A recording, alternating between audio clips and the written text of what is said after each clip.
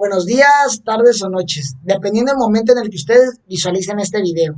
Mi nombre es Fernando Nahum Domínguez Flores, estudiante de octavo semestre de la carrera de Ingeniería Industrial en el Tecnológico Nacional de México, Campus Tuxtla Gutiérrez. En este video explicaré de manera breve y concisa los temas vistos en la unidad número 1 de la materia de sistemas electroneumáticos e hidráulicos. Como primer punto, tenemos qué es la presión. Decimos que la presión es un concepto bastante importante en la física y se define como la magnitud de la fuerza que actúa perpendicularmente sobre una superficie por unidad de área. En el Sistema Internacional de Unidades, la unidad de presión es el pascal, definido como 1 newton por metro cuadrado. Tenemos que P es la presión, F es la fuerza perpendicular aplicada sobre la superficie y A es el área de esta misma. Una forma bastante fácil de entender la presión es la de imaginarse sosteniendo una tachuela presionada ligeramente entre el índice y el pulgar, con el extremo afilado en el pulgar y la cabeza en el índice. El pulgar comenzará a sentir dolor de inmediato, mientras que el índice no. La tachuela está ejerciendo la misma cantidad de fuerza tanto en el pulgar como en el índice, pero la presión sobre el pulgar es mucho mayor debido a la pequeña área sobre la que se aplica la fuerza. La presión es muy importante en muchas aplicaciones físicas. Es un concepto clave de la mecánica de fluidos utilizado en la ley de los gases ideales para describir la energía de un gas y en muchas más situaciones. Como segundo punto, tenemos que es un caudal. En la dinámica de fluidos, un caudal es la cantidad de fluido que circula a través de una sección del ducto, es decir, una tubería, cañería, oleoducto, río o canal. Esto por unidad de tiempo. Normalmente se identifica con el flujo volumétrico o volumen que pasa por un área dada en la unidad de tiempo. Menos frecuentemente se identifica con el flujo másico o masa que pasa por un área dada en la unidad de tiempo. La fórmula que se utiliza para el caudal es Q es igual a A por V, donde Q es el valor del caudal, A es el área por donde sale el fluido y V es la velocidad. El siguiente punto que explicaré es la viscosidad. En física, a menudo se expresa utilizando la ecuación de Isaac Newton para fluidos, que es algo similar a la segunda ley de movimiento de Newton. Esta ley establece que cuando una fuerza actúa sobre un objeto, hará que el objeto acelere. Cuanto mayor sea la masa del objeto, mayor será la fuerza que deberá tener para que éste acelere. La fórmula de la viscosidad a menudo se expresa utilizando la ecuación de Newton para fluidos. F sobre A es igual a N multiplicado por dB dividido entre dr, donde F representa la fuerza y A representa el área. Entonces, F sobre A o fuerza dividida por área es otra forma de definir la viscosidad. dB dividido dr representa la tasa pura o la velocidad a la que se mueve el líquido. También tenemos lo que es un flujo laminar y un flujo turbulento.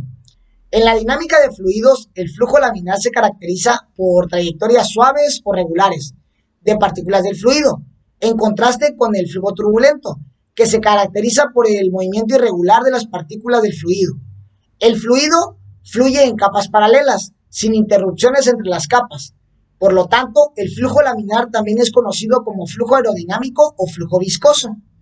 El término flujo de línea de corriente es descriptivo del flujo, porque en el flujo laminar las capas de agua que fluyen unas sobre otras a diferentes velocidades, prácticamente sin mezclarse entre capas, las partículas de fluido se mueven en rutas o líneas de corrientes definidas y observables. En la misma dinámica de fluidos, el flujo turbulento se caracteriza por el movimiento irregular de partículas del fluido, a diferencia del flujo laminar. El fluido no fluye en capas paralelas, la mezcla lateral es muy alta y hay una interrupción entre las capas. La turbulencia también se caracteriza por la recirculación, los remolinos y la aleatoriedad aparente. En el flujo turbulento, la velocidad del fluido en un punto está experimentando cambios continuos, tanto en magnitud como en dirección. El conocimiento detallado del comportamiento del régimen de flujo turbulento es importante en ingeniería, porque la mayoría de los flujos industriales, especialmente los de ingeniería nuclear, son turbulentos. Desafortunadamente, el carácter altamente intermitente e irregular de la turbulencia complica todos los análisis. De hecho, a menudo que se dice que la turbulencia es el último problema no resuelto en la física matemática clásica. Bueno, También tenemos que es la densidad. La densidad decimos que es una magnitud escalar que permite medir la cantidad de masa que hay en un determinado volumen de una sustancia. En el área de la física y de la química, la densidad de un material, ya sea líquido, química o gaseosa, es la relación entre su masa y volumen. La fórmula para calcular la densidad de un objeto es P es igual a M sobre V. Esto significa densidad es igual a masa entre volumen. De lo cual, además, podemos deducir que la densidad es inversamente proporcional al volumen. Mientras menor sea el volumen ocupado por la determinada masa, mayor será la densidad. La densidad es una de las propiedades físicas de la materia y puede observarse en sustancias en sus distintos estados, tanto sólido como líquido y gaseoso. Según el Sistema Internacional de Unidades, las unidades para representar la densidad es la siguiente. Decimos que es kilogramo por metro cúbico. Como otro punto tenemos que es la cavitación. La cavitación es la formación y explosión repentina de burbujas de vapor. Este proceso tiene lugar en puntos del interior de alguna bomba, en los que la presión cae por debajo de la presión del vapor del medio bombeado. La presión de vapor de un líquido es la presión a la que el líquido entra en la ebullición o comienza a evaporarse. La cavitación se produce cuando la altura de aspiración neta positiva, o también llamado NPSHR, que necesita la bomba, no está disponible. Para evitar la cavitación debe existir una presión determinada altura de aspiración neta positiva disponible, como ya lo expliqué anteriormente, en el puerto de aspiración, con objeto de impedir que el líquido no entre en ebullición y tampoco se evapore. Debe garantizarse que la presión aplicada al puerto de aspiración sea siempre superior a la presión del vapor líquido, independientemente de la temperatura del medio. Ahora entramos con las leyes. La primera ley que voy a explicar es la ley de Boole-Mariotte. Esta ley dice que la presión ejercida por una fuerza física es inversamente proporcional al volumen de una masa gaseosa, siempre y cuando su temperatura se mantenga constante. En términos más sencillos lo podemos explicar como que a temperatura constante, el volumen de una masa fija de gas es inversamente proporcional a la presión que éste ejerce. Matemáticamente se puede expresar como P sobre V es igual a K, donde K es constante si la temperatura y la masa del gas permanecen constantes. El volumen es inversamente proporcional a la presión, es decir, si la presión aumenta, el volumen disminuye, y si la presión disminuye, el volumen aumenta. Esto ocurre porque al aumentar el volumen, las partículas del gas tardan más en llegar a las paredes del recipiente y por lo tanto chocan menos veces por unidad de tiempo contra ellas.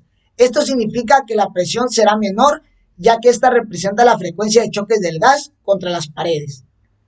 La siguiente ley que explicaré es la ley de Charles, que es la relación entre la temperatura y el volumen de un gas cuando la presión es constante. En el año de 1787, Jack Charles estudió por primera vez la relación entre el volumen y la temperatura de una muestra de gas a presión constante y observó que cuando se aumentaba la temperatura, el volumen del gas también aumentaba y que al enfriar, el volumen disminuía. El volumen es directamente proporcional a la temperatura del gas, es decir, si la temperatura aumenta, el volumen del gas aumenta. Si la temperatura del gas disminuye, el volumen disminuye.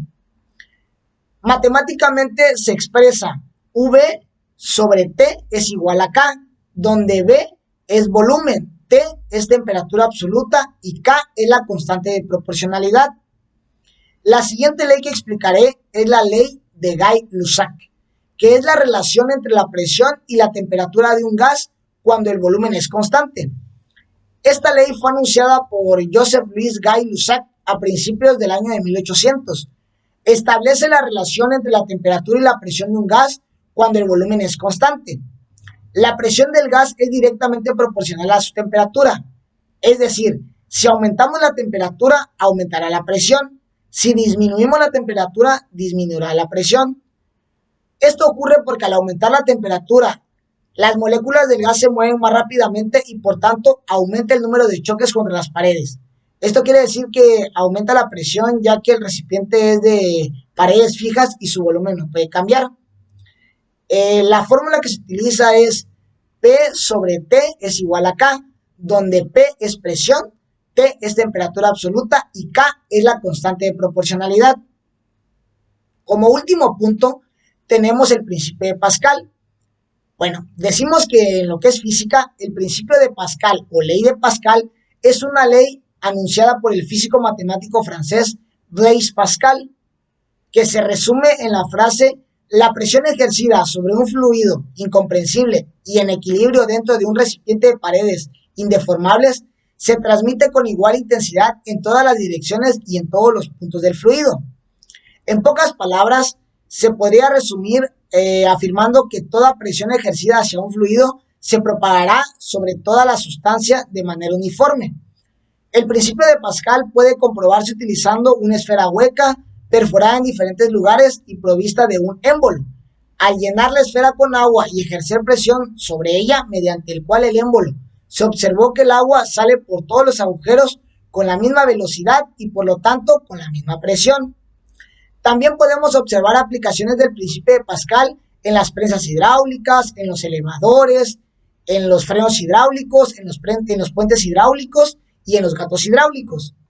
La prensa hidráulica constituye la aplicación fundamental del principio de Pascal y también un dispositivo que permite entender mejor su significado. Consiste en esencia en dos cilindros de diferente sección comunicados entre sí y cuyo interior está completamente lleno de un líquido que puede ser agua o aceite. Dos émbolos de secciones diferentes se ajustan respectivamente en cada uno de los cilindros de modo que estén en contacto con el líquido. Bueno, esta ha sido toda la explicación acerca de los temas vistos en la materia de sistemas electroneumáticos e hidráulicos. Agradezco de gran corazón la atención prestada a mis compañeros y al ingeniero. Muchas gracias.